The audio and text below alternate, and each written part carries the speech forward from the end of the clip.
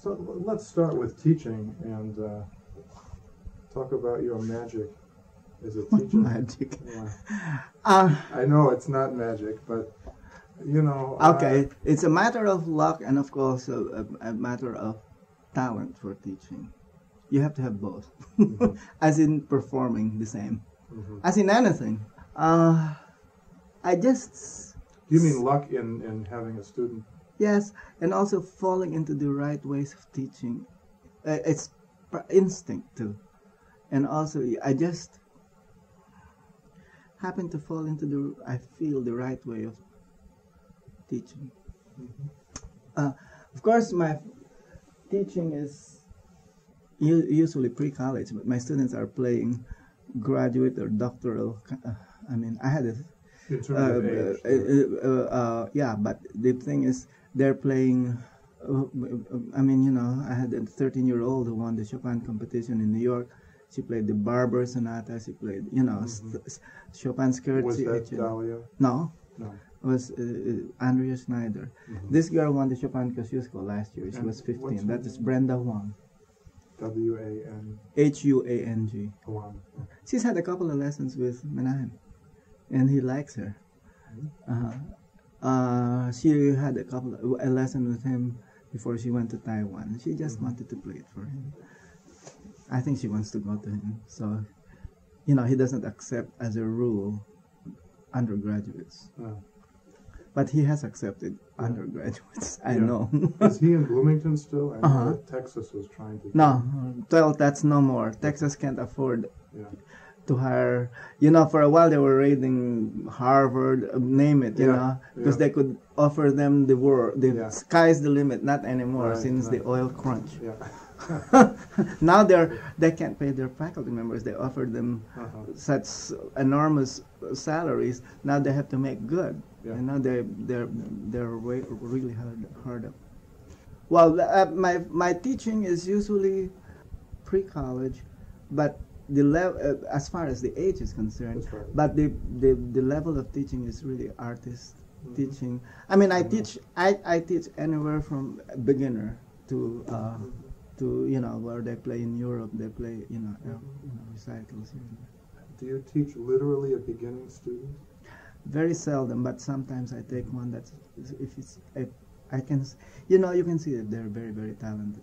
And you have an assistant or assistant? I have 2 assistants, but it hasn't worked out very well. So what I do, it hasn't worked out very well what I was doing was they would have a lesson with them one week and then a lesson with me the other week, you know. And what I do now is give them the beginner students, you know, usually as a rule. Mm-hmm. And then when they're intermediate or more advanced, then I take over. Mm-hmm.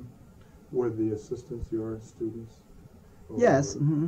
I mean, one of them is, you know, is from Philadelphia, graduate of Harvard, but studied with, you know, Leopold Godowski, Theodore Seidenberg, Godowski's son-in-law, something like that. Yeah, Seidenberg, yeah.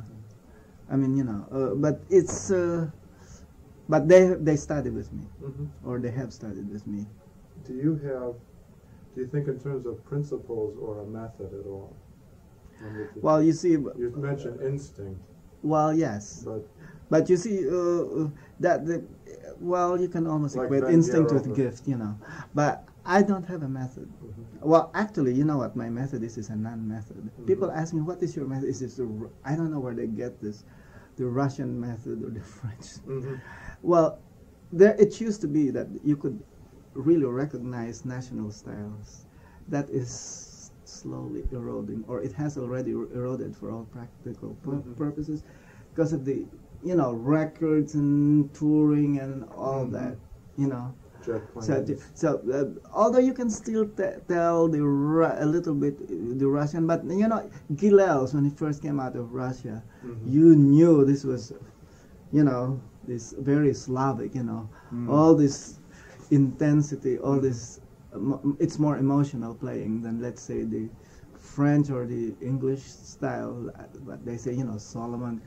But before he died, he was playing just like any Western artist. Mm-hmm. Mm-hmm. very refined. Yeah, his Beethoven was wonderful towards the end. But in the beginning, you know, it was kind of, to our ears, provincial. But, well, let's go back to your question. My method is a non-method. I just happened to, it's a instinct, you know, even the hand position technique, you know, I deal with kids who are growing. And then, you know, the hand position, it has to be different when they reach their full size, you know, stuff like that. So you have to rely a lot on psychology, instinct, you know, and you have to have the right approach for each student, or whatever is right goes. I mean, what right means whatever works. My idea is that I have to lay down a foundation, a frame of reference, technically as well as musically, or I should say musically as well as technically.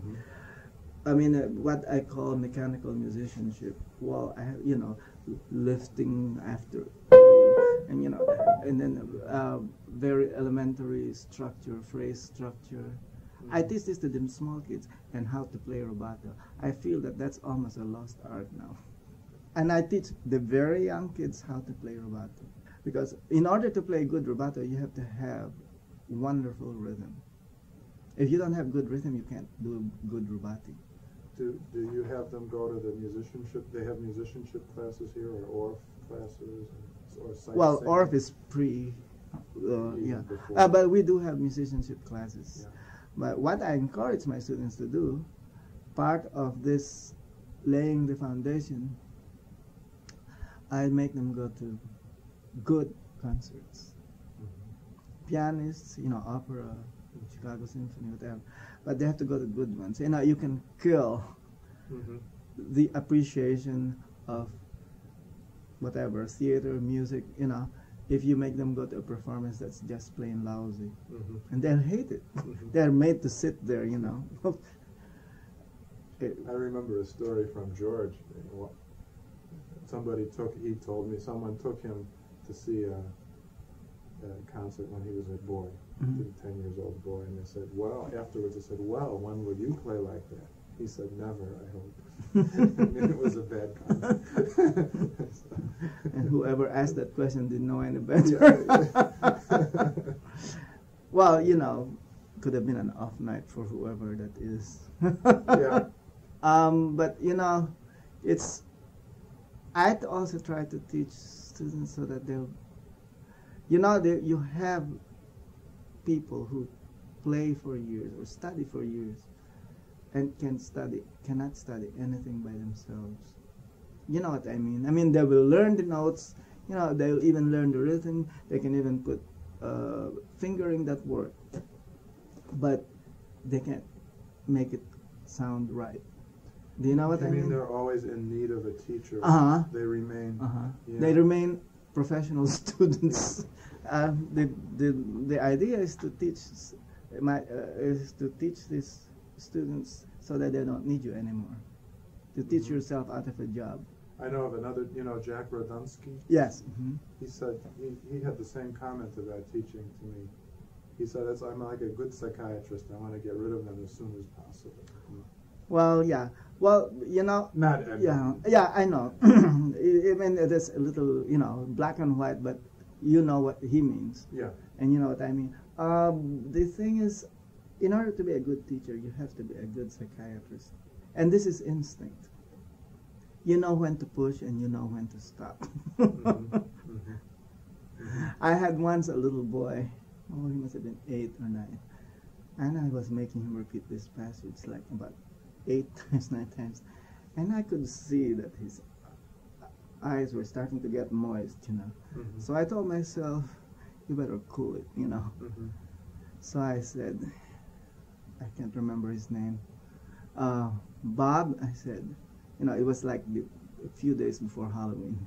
He says, where are you going to be for Halloween? And his mother was sitting in the same.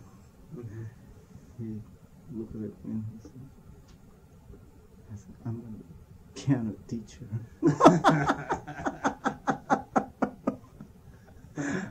I couldn't help laughing. was pretty smart. That boy. Yeah. Do you use what your teachers taught you? I mean, did you feel that you had the kind of teaching when you were younger that affected you positively? What do you mean, as far as material or the way of teaching? The way of teaching.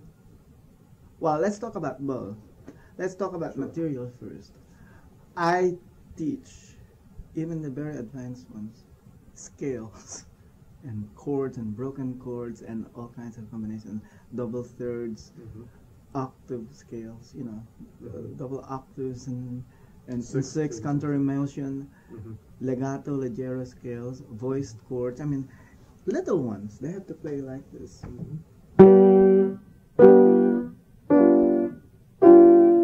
You see, if you don't teach rubati or if you don't teach stuff like this early enough, it doesn't become, especially rhythm and rubati, it doesn't become natural. It becomes part of them when you teach them early enough. It's like learning a language. You know, if they learn it when they're young, they speak it like natives. Do you teach so scales and abstract? I mean. No, I teach them technically scales, and I teach them, you know, all kinds. You know, crescendo scales and diminuendo scales, which is hard. You know, it's hard to do it the other way. You know, in triplet 16 notes. Then I also teach etudes. My way of thinking is that it's several purposes for teaching etudes. First of all, it's technical. In other words, if you go through all the Czerny and Kramer and Moscheles and Clementi Grados at Parnaso and then Muskowski etudes and finally Chopin and Liszt etudes and Debussy etudes, all my students play etudes, 1 or 2 a week, even 3 or 4, and they have to pass it. It makes them, first of all, better technically. In other words, it also doesn't leave any gaps. If you just teach, when I was growing up, I used to read this, I remember, if you remember the Etude magazine. I think it stopped publication a long time ago. Yeah, I think maybe before you were born. Yeah. I think the last ones were in early 50s. Yeah. A lot of these famous pianists say, no, you learn your techniques through the pieces. No scales, no etudes. But you know, most of them went through the same darn thing. They all played etudes. They all played scales because that's the way they taught at that time. You couldn't get through. In the Philippines, even when I was, teachers were suspect if they didn't teach solfege for playing the piano. I mean, the first few minutes of the lesson. Of course, that's not true anymore. They take solfege somewhere else. But they all had to go through this. And I feel like if you went through all these etudes, first of all, you have no gaps in your technique. In other words, when you do come across these patterns or technical things, like octaves, double thirds, in a piece, you already can play them. Therefore, you think more musically, and it's you know, it's psychological when you play, and it is the first time you play double thirds, you know, like in the Brahms, you know, the double thirds. Well, you have to learn them then. That's too late. So it was sort of a conservatory approach. Well, it's the French approach, which I guess the Russian too. You have to, so there won't be any gaps in your technical arsenal, so to speak. Then it helps your reading, because this is all patterns, you know. It goes through all the keys. You know, these turns. I mean, you can play turns anywhere afterwards. You know, you see a turn, and you have the right fingering, or fingerings that work. There's no right fingering. The right fingering for each may be different from one person to the next. And then, well, it's easier to learn because it's all patterns. You can sight read better. Do you work with sight reading? Not sight reading per se, because I don't have time. They have sight reading classes here, which is an advantage of a school like this. If you need sight reading, then you take sight reading. Your teacher recommends you to take sight reading. So I do use traditional technical exercises plus etudes all the way. Then, as far as the approach, the teaching, that I use, I use what works from my, I remember from my teachers, I did I was lucky I studied with good teachers, because there's a lot of talent. Now, but they say you can't really stop a big talent, which is true. A really big talent, there's no stopping them. But good teacher, or even an excellent or a great teacher will cut corners. In other words, not only pave the way, save a lot of time. Save him a lot of time, which he can use learning repertoire or learning orchestral, orchestral score, doing homework, or you know what I mean? Yeah. Now, I assume when you talk about etudes, you do the Czerny and Kramer first, and obviously Chopin Liszt. And later. I do Moszkowski too. Moszkowski. Do you have any kind of exam or no. Jury or no. It's all?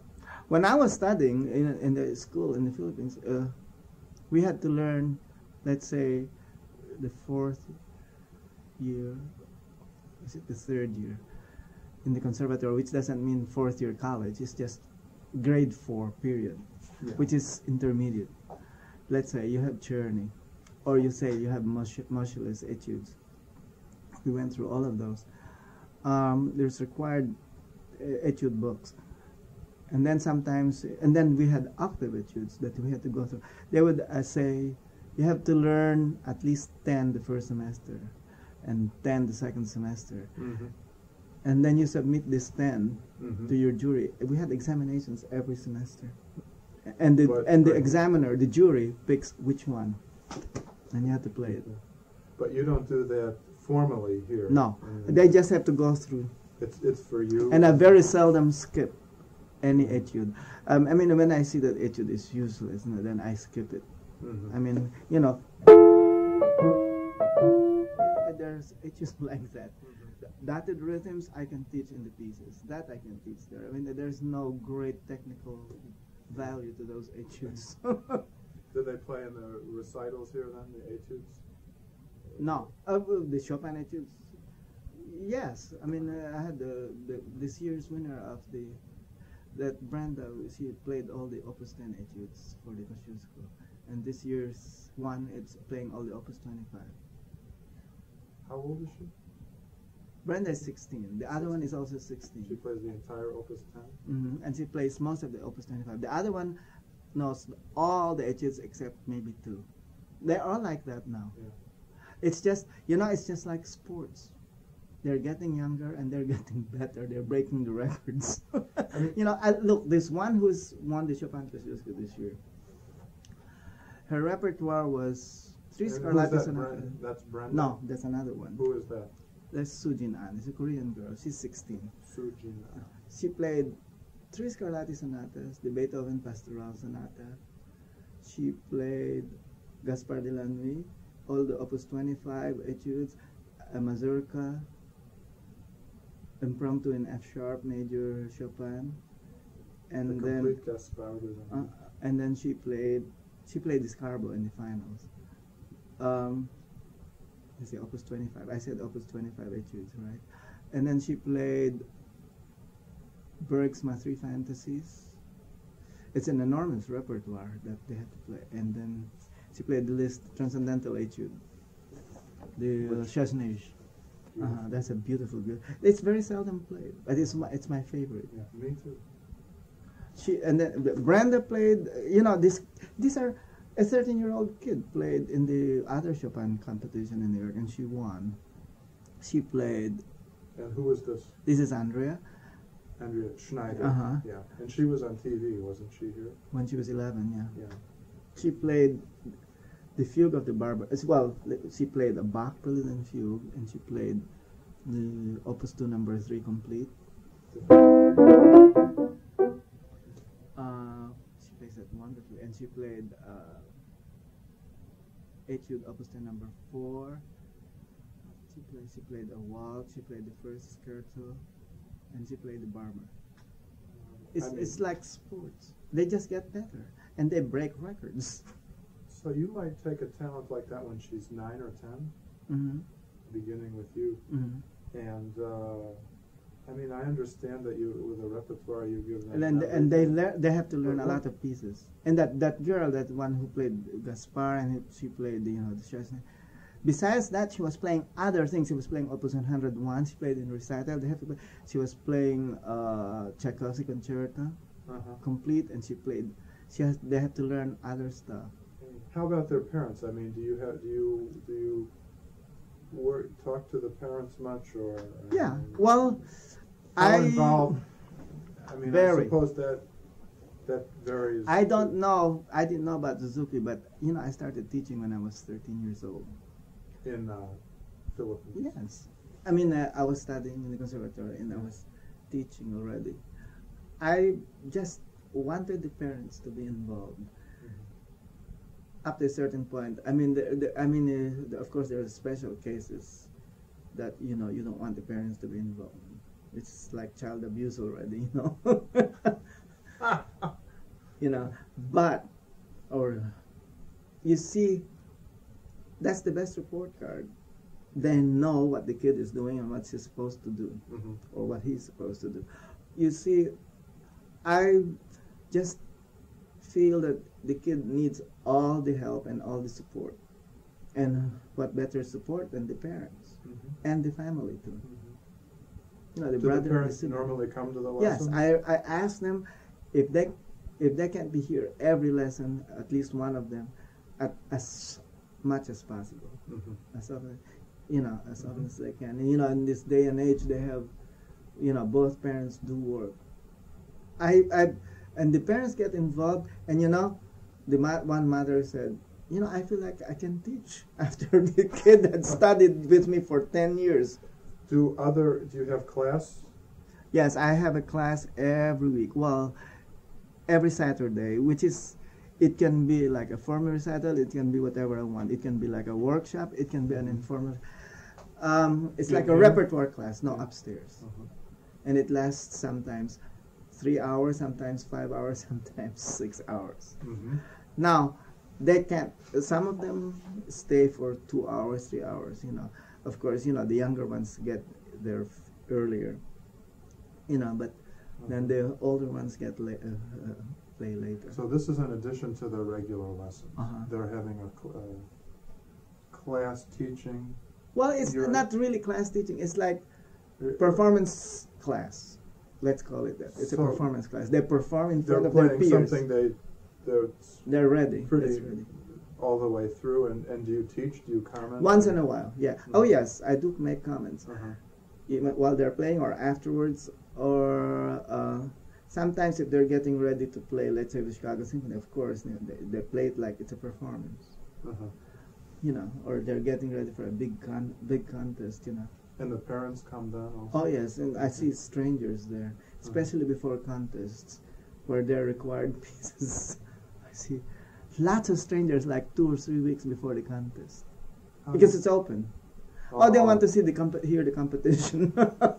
Oh, you mean your class is public then? It's open. Is that every Saturday? Every single Saturday. Can I come sometime? Yeah. It's public. Is there one this Saturday? No, because I have a recital the next day. That's right. Well, there is one this Saturday, but I'm not gonna run it. I asked Nell Novak to do it. She's hearing all the winners of the Chicago Symphony last year from this school, which is 5, because they have a Sundays at 7. On April 23rd, all 5 of them are playing, and I have 2 of them were the 2 pianists were my students. I'd like to come sometime when you're in class. It starts at 5:45 on Saturday. Saturday. Oh, it's evening. Because I'm teaching before that. And you should eat before coming if you want to stay the whole time. You don't have to stay the whole time. Do you suggest concerts for them to go to? I mean, yes. Chicago's, the Allied Arts, Chicago's. You don't learn, let's say if an actor doesn't just learn acting in an acting class, they have to go to performances to see how it works, in a real situation, performing situation. How much time do you give someone who's a top student? Some of them have hour and a half, most of them, Mm-hmm. or hour and a half. Some of them have 2.5 hours a week. Mm-hmm. Plus the class Uh-huh. where they may or may Uh-huh. not play. And you still can get that kind of results. Oh, You yes. think? I have a little girl like this, you know. Her repertoire is, and she plays the Mozart K459. She plays the English Suite Number 2. When you were here, we never heard those. No, it's completely different. Uh-huh. It's just like sports. I mean, I had one boy who was 6 years old who already played in Europe, in Italy, and played in Carnegie Hall.